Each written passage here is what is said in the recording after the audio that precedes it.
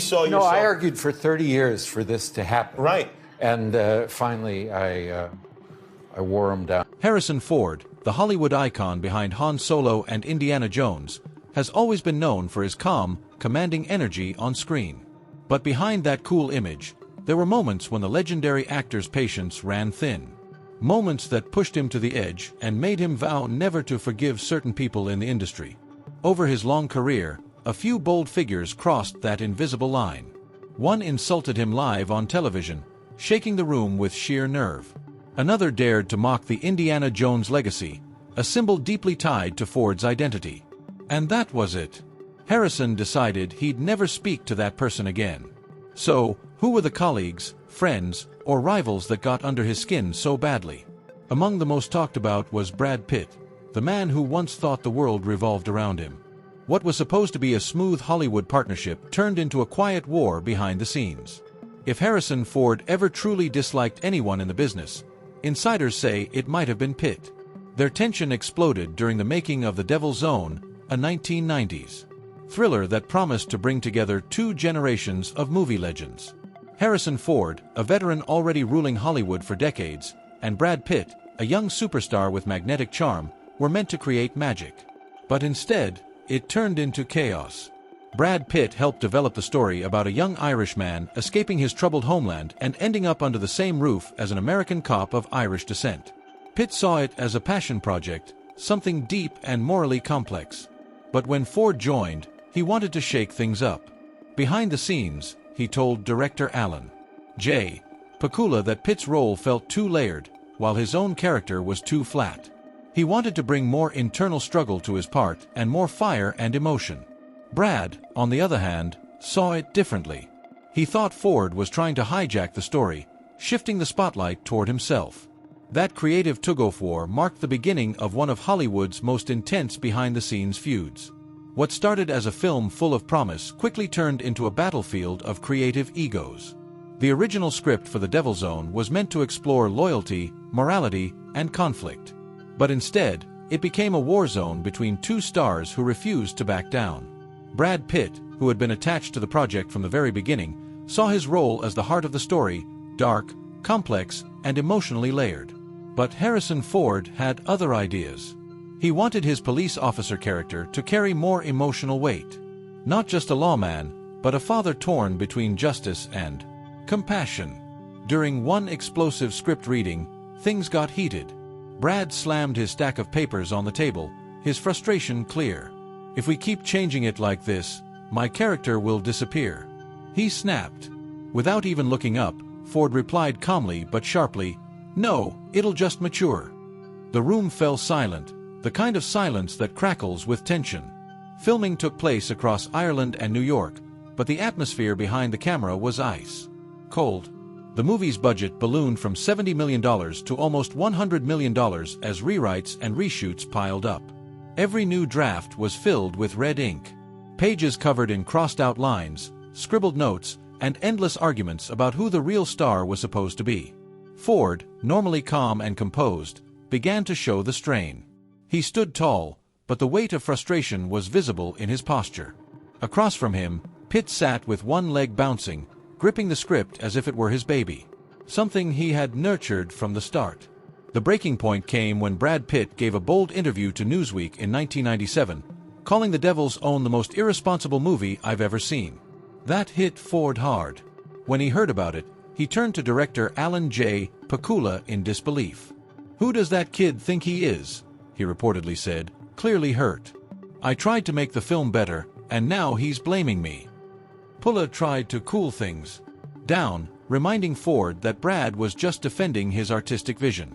But Ford wouldn't let it go. "He thinks he's the center of the universe," he muttered. "I can't stand that attitude." When The Devil's Own finally hit theaters, audiences saw two powerhouse performances.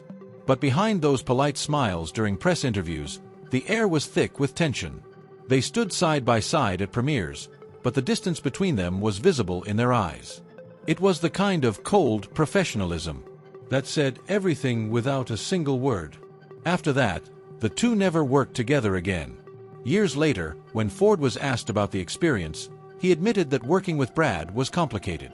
He didn't deny Pitt's talent, but made it clear they just didn't see eye to eye. Pitt, for his part, stayed quiet. The silence of someone who had learned a tough lesson about control, power, and collaboration in Hollywood. Industry insiders called it a creative difference, but everyone close to the project knew it was much deeper. A clash of pride, perspective, and two massive Hollywood forces unwilling to bend. And if the feud with Pitt was all about creative control, what came next with Shia LaBeouf would take that tension to a whole new level. For millions of fans, Indiana Jones defines childhood adventure. So when Steven Spielberg announced the 2008 revival after nearly 20 years of silence, Harrison Ford couldn't have been more excited. The legend was back, whip, hat, and all, ready to pass the torch to a new generation. Spielberg had chosen Shia LaBeouf to play Mutt Williams, Indy's secret son, and Ford was eager to welcome him into the legacy he'd built with sweat and passion. At first, everything looked picture-perfect on set. Shia idolized Ford, constantly asking about the Raiders of the Lost Ark days, how the stunts were done, and what it felt like to shape such a historic role. Ford, ever the pro, encouraged him with a fatherly pat on the shoulder, saying, "You're doing great. Just be yourself." Karen Allen, who played Mutt's mother, often said it felt like watching a real father and son bond form before her eyes. But as production went on, the energy started to shift. Harrison Ford was famously disciplined, quiet, efficient, and laser-focused. Shia, on the other hand, was restless, curious, and constantly questioning everything. One assistant director recalled, Harrison was calm precision. Shia was unpredictable energy. Their methods clashed, not violently, but enough for the crew to feel a chill ripple through the set. It was old school versus new school, experience versus experimentation, two forces that could never fully sync. Things really blew up after the movie hit theaters. Indiana Jones and the Kingdom of the Crystal Skull made huge box office numbers but got torn apart by critics. Many called the plot far-fetched, and that stung everyone involved, especially Shia. In interviews, he openly admitted his disappointment, saying he felt he failed to honor the legacy. It was a raw, honest confession. But to Ford, it landed like a betrayal. People close to the production said Ford was furious. "You're not just criticizing a movie, you're disrespecting everyone who worked their hearts out on it," he reportedly snapped. In a later interview, Ford didn't hold back, calling Shia a fool and reminding him that an actor's job is to protect the film, not tear it down in public. Those words hit hard, like a final blow to a bond that once looked genuine. Shia, deeply hurt, chose to stay quiet, but those around him could see how much it affected him. "He felt misunderstood," said one crew member. Harrison felt betrayed. Neither saw the other side. Even Spielberg, who had treated Shia like family, was quietly disappointed, but refused to take sides. After that, their paths split completely. Shia faced years of personal turmoil. Headlines filled with arrests, rehab stays, and controversy. Meanwhile, Ford carried on, returning to the Indiana Jones series with the dial of destiny. But this time, Mutt Williams was gone. The script quietly wrote him off as having fallen in Vietnam. A symbolic ending for a character who once represented legacy and hope. Insiders say Ford never forgot the sting of those comments. For a man who spent decades guarding Indiana Jones like sacred ground, it felt like a deep wound that never truly healed. That tension, that quiet resentment became another scar in Ford's long Hollywood journey. But just when fans thought that was the peak of Ford's behind-the-scenes drama, another name shook the timeline. Alec Baldwin. This feud wasn't explosive or loud. No shouting matches or brawls. But it ran deep. It was the kind of betrayal that doesn't make headlines yet changes everything. It began quietly in the early 90s deep inside Paramount's executive offices. The discussion, the future of Jack Ryan, the iconic character from Tom Clancy's universe. Alec Baldwin had brought Ryan to life in The Hunt for Red October, and critics loved it. He believed it would be his long-term franchise role. Finally, something intelligent, grounded, and meaningful. But Hollywood can be ruthless. When the sequel Patriot Games went into pre-production, studio politics and financial deals shifted everything. Without even consulting Baldwin, Paramount executives approached Harrison Ford behind closed doors, offering him the role instead. A crew member later recalled, "We knew it would. cause chaos, but the decision had already been made. When the news broke, Baldwin was blindsided. After putting his heart into the character, he discovered someone else had been quietly chosen to replace him, and that someone was one of the biggest stars in the world, Harrison Ford. It was a move that changed both of their careers forever, and sparked one of Hollywood's coldest, quietest rivalries. Alec Baldwin would later describe it as one of the most painful professional betrayals of his life. His dream role had been taken away, quietly without warning, and replaced by another star, Harrison Ford. According to Baldwin, when director John McTiernan once mentioned that he was still in negotiations to return as Jack Ryan, Ford allegedly responded coldly, "Forget him." Whether that moment truly happened or not, the rumor alone left a deep mark on Baldwin's pride. Friends said Baldwin realized right then that it wasn't just about losing a movie. It was about being disrespected. Ford, true to his private nature, offered no explanation. He simply accepted the role, showed up, and did the job with his usual focus. On the set of Patriot Games, Ford redefined Jack Ryan. Older, steadier, embodying that quiet, traditional heroism American cinema loved so much. The film became a major success, proving the studio's decision right from a business standpoint. But for Baldwin, each new movie poster was a fresh reminder of what he'd lost.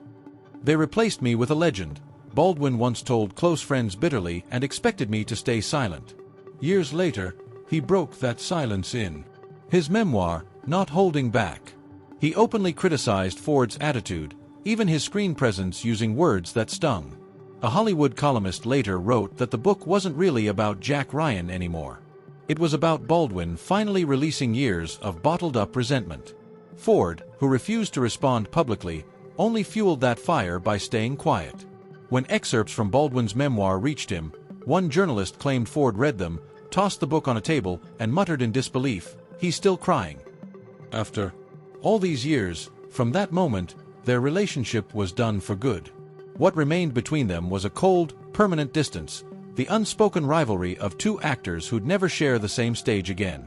But that wasn't the only time Harrison Ford clashed behind the scenes. Long before all this, back in the 1980s, another film nearly broke him. Blade Runner. The movie would go on to become a cult classic. But for Ford, making it was nothing short of torture. The set was dark, drenched in endless rain, and filled with constant tension between him and director Ridley Scott. What should have been a dream collaboration turned into a storm of frustration. Ford later recalled, "Ridley and I argued constantly. We just couldn't see eye to eye." Ridley Scott was known for chasing perfection like a hawk. Every drop of rain, every shadow, every flicker of light had to fall exactly where he wanted it. Take after take, he demanded precision. And while Ford respected that vision, the process became unbearable. The actor was often left standing motionless in the cold, drenched for hours, his back aching, his patience fading. A crew member remembered it vividly. Harrison didn't yell. He just grew quieter. His eyes said it all. He was exhausted. The Blade Runner shoot stretched through 50 freezing nights of artificial rain. The streets were slick, the mud deep, and everyone was worn down to the bone. Ford began to see the production not as creativity, but as endurance. And if the grueling weather wasn't enough, the post-production battles were even worse. He hated the studio-mandated voiceover that explained the plot to audiences. "What I remember most isn't the rain," he said years later. "It's that voiceover." The lines were so bad that Ford deliberately read them in a flat tone, hoping the studio would drop them. They didn't. The version went out anyway, and his frustration boiled over. Producer Alan Ladd Jr. once witnessed the peak of that Cold War on set. Harrison wouldn't talk to Ridley, and Ridley wouldn't talk to Harrison. Every communication was passed through assistants. Ridley Scott reportedly told his team that Ford was the toughest star he'd ever worked with. Always questioning, always pushing for logic in every scene. Their working relationship collapsed into a series of short, tense exchanges. Ridley would give a cold order. "Just do it." Ford, equally tired, would follow, but the trust was gone. The tension was so thick that even the crew felt it. The air was heavy as lead, one lighting assistant recalled. Everyone knew they weren't speaking the same language anymore.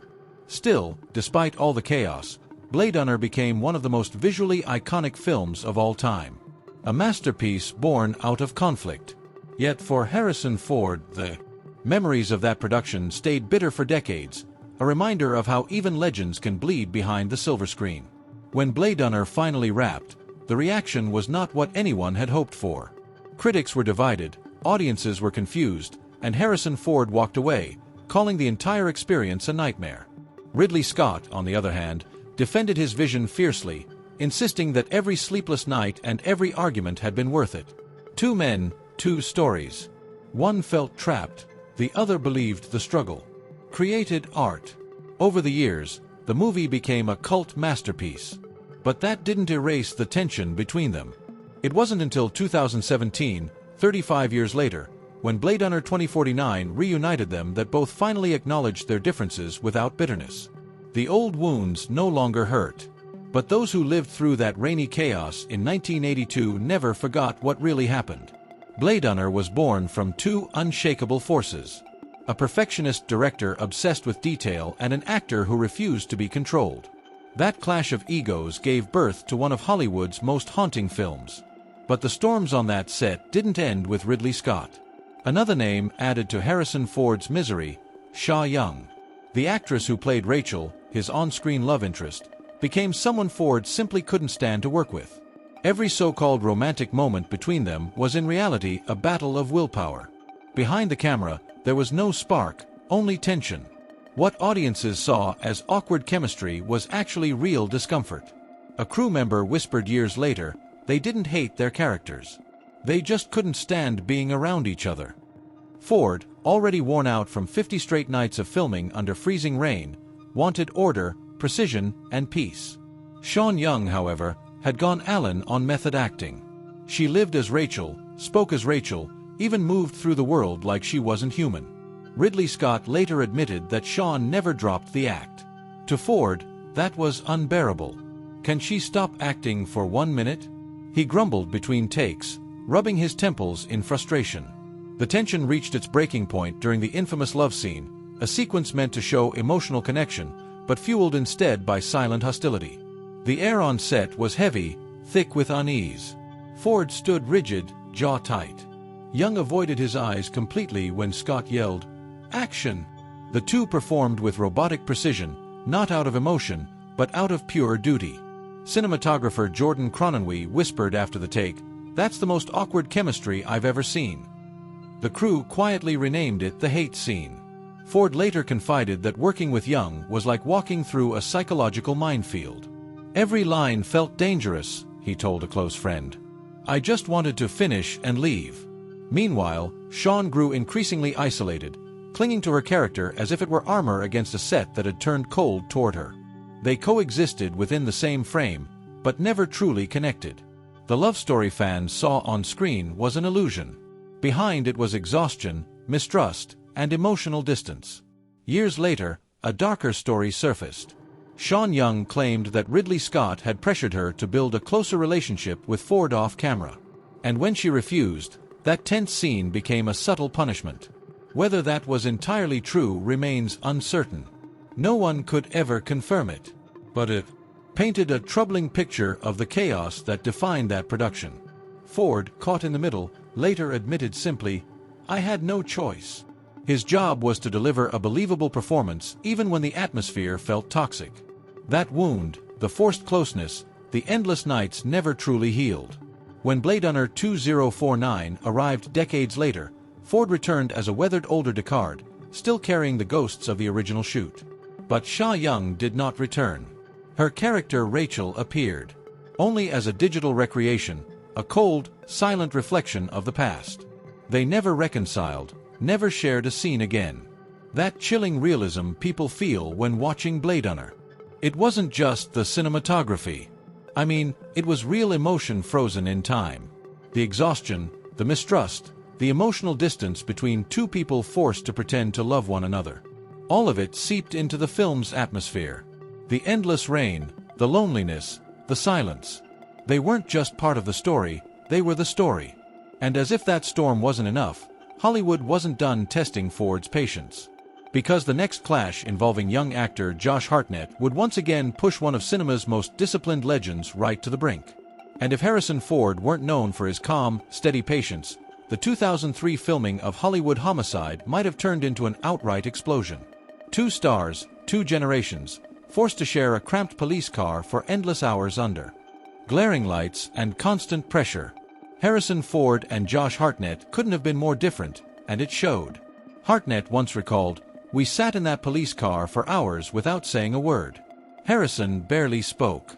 I didn't know how to start a conversation. The tension was thick." Ford, famous for his no-nonsense discipline, found the young actor's over-energized approach irritating. Hartnett, meanwhile, felt the silence was suffocating. It was a partnership that seemed doomed before the cameras even rolled. During one particularly tense day, a simple scene between them became a silent standoff. The two had to deliver lines inches apart, but their discomfort made every word feel like a challenge. Cinematographer Jordan Cronenweth later said the chemistry wasn't just cold, it was frozen. The tension was so intense that audiences could feel it through the screen without realizing it was real. Ford wanted tight control, clean timing, sharp delivery. Hartnett, emotional and spontaneous, kept reacting instinctively. Every take felt like walking through a minefield. Crew members described holding their breath between cuts, waiting for one of them to finally snap. When filming wrapped, the feud spilled quietly behind the scenes. Rumor has it Ford referred to Hartnett as a punk, while Hartnett allegedly shot back by calling Ford an old man stuck in his ways, but time, as it often does, cooled tempers. Toward the final days of filming, they learned to meet halfway. Ford softened, Hartnett adapted, and the set finally found peace. By the end, the tension had turned into mutual respect, or at least tolerance. Still, despite all the effort, Hollywood Homicide flopped with a $75 million budget. It only earned around $51 million and was criticized for its weak story and lack of chemistry. The irony, the audience saw exactly what had been happening all along. Two stars locked in a quiet, stubborn power struggle. But Hollywood wasn't done testing Harrison Ford. The next clash never even made it to the screen. It was supposed to be a dream collaboration. Harrison Ford and Kevin Costner, two titans of American cinema, coming together for a massive Western epic. Instead, it turned into a silent war that destroyed the film before a single frame was shot. The project was meant to explore the inner world of a gunslinger, guilt, loneliness, and the cost of violence. Ford envisioned a deep psychological story filled with emotion and quiet strength. Costner, however, had a completely different dream. He wanted wide landscapes, heroic legends, and big cinematic moments, and a grand western in the tradition of Dances with Wolves. Producer Lawrence Kasdan caught in the middle. One side, you're both reading the same script, but you're making two completely different movies. Meetings grew colder. Each actor began secretly submitting rewritten drafts, quietly trimming each other's roles, shifting focus, trying to make the story their own. It was like a duel made of paper. No yelling, no fighting, just silent edits that hit harder than punches. Finally, Ford confronted Costner directly. Looking him in the eye, he asked, "Do you care about what this man is carrying and what he's lost?" Costner stayed calm, but fired back. "You're trying to turn an epic into a therapy session." No shouting, no slam doors, just a chilling exchange that said it all. A few days later, the project was dead. Officially canceled due to creative differences, but everyone involved knew the truth. It had been strangled by ego and pride before it ever had a chance to live. The fallout hit both men hard. Ford walked away from westerns altogether, choosing never again to chase that kind of story. Costner, on the other hand, doubled down on his own vision, later creating Open Range and eventually building Yellowstone, a TV empire that proved he could bring his version of the Western dream to life on his own terms. The two legends never worked together again, never appeared on stage side by side, and never spoke publicly about what really happened. What could have been one of Hollywood's greatest partnerships turned into one of its quietest. Heartbreaks. A dream buried by pride. A crew member later summed it up perfectly. "I've never seen two big stars destroy a project before it even started. No shouting, no anger, just two strong men refusing to bend. It was a duel without bullets fought entirely in silence." For Hollywood, it served as a harsh reminder. Even legends can clash so deeply that no studio power or paycheck can fix it. For Harrison Ford, it was another lesson carved into his legacy. A man whose pride, vision, and refusal to compromise defined his entire career. 7 rivalries, 7 intense moments, from icy silence to outright showdowns, each revealing the same truth. Harrison Ford never backs down when his vision is on the line. So, what do you think? Which rivalry shocked you the most? Do you side with Ford's determination or with those who challenged him? Drop your thoughts in the comments. And if you love uncovering the hidden stories of Hollywood's biggest icons, don't forget to like, subscribe, and share. See you on the next one.